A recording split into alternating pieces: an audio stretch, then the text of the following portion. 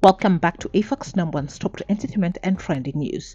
As the DCI continue to further their investigations when it comes to the passing of the 20-year-old in Roy Sambu, who the family has already identified her body. The family, who are led by the mother to the young lady, she was the one who was able to identify her daughter. And also thanks to her daughter's friend who knew the whereabouts of where the young lady was going to be, because it's very clear that the 20-year-old took the measures to let someone know that they will be at this particular place at this particular time.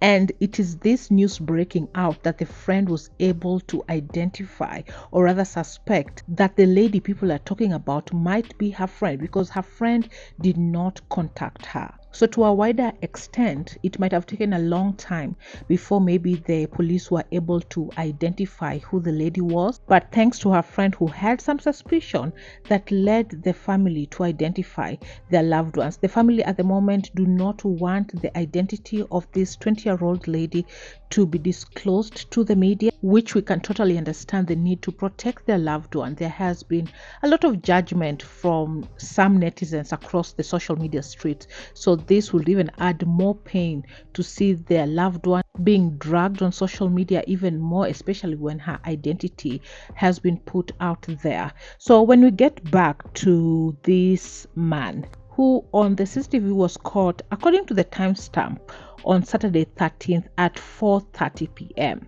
And from the CCTV footage, he has been captured dressed in a black trouser, blue t-shirt, and a black jumper and a white cap. This seems to be something that was premeditated. He had planned this, as the DCI are also stating at this moment that the suspect might have been hired to provide a human head by his masters. And as much as the family have been able to identify the woman, the police are also just waiting to do a complete DNA test to ensure that every part of her body belongs to one person and not other people. So that is something that also the police had stated. Besides that, why we strongly believe that this might have been premeditated, even as you watch him on the CCTV footage, he already is carrying something with him. It is not clear if the hacksaw was in this particular bag that he was carrying, because the police have also stated that he used a hacksaw to neatly chop her body. The police have also stated that they will be checking other buildings adjacent to this particular minimart where he walked into to see if there are other footages, surveillance footages, that have caught him, because he seems to have avoided different ways or areas he could have been seen. Besides that, the police tracing the call that he was making, that number, or rather that SIM card, was registered to a woman.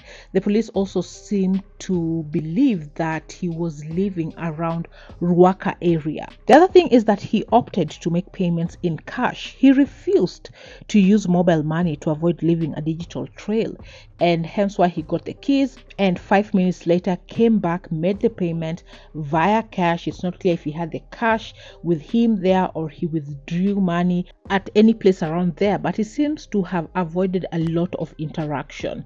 And the fact that he did not even want to send the money directly to the host and leave cash behind, this is someone that does not want to be traced. If you have been following what has been happening, then you might have heard from the Airbnb host who stated that when they got to the apartment, as much as they traced the blood stains to the apartment itself inside was very clean.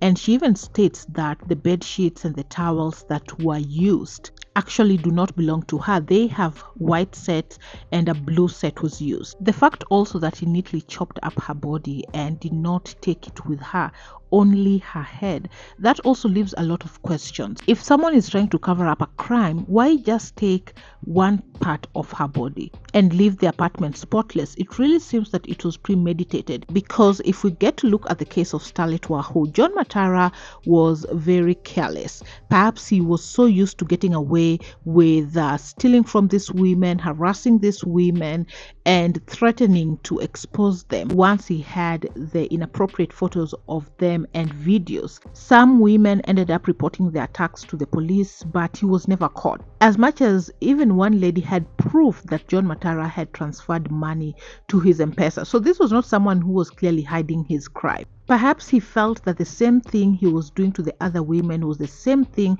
that he was going to do to Starlet Wahu, but she put up a fight. And even Pastor Kanyari said that his sister was very tough and she was not going to give up money just that easily. And maybe why John Matara rushed from that apartment hurriedly. He had no time to clean up the mess. He clearly left in a hurry. It was also not very hard for the police to identify him in a matter of hours. So could the DCI be right that this suspect that we see right now on our screen was hired by his masters to carry a specific assignment? A probe team officer also expressed concerns that this Roysambu Airbnb killer appeared to have acted in rage and is likely to strike again, stating that he seemed to have acted in rage and we fear that he might kill more. This was a very young lady, just 20 years old, and her life was tragically cut short. Let's hope that the police will be able to conclude their investigations as soon as possible, that this person is caught and taken out of the streets, because it's very clear he's a danger to the society, and the family also need justice and answers for their loved one. You're up to date. Thanks so much for watching. Subscribe and hit the notification bell. I will continue following this story for you guys. In case of any update, definitely I'll bring it right here. So make sure you have subscribed and hit the notification bell so you will be the first to be notified once any updates are up. I'll catch you on the next one. Bye bye.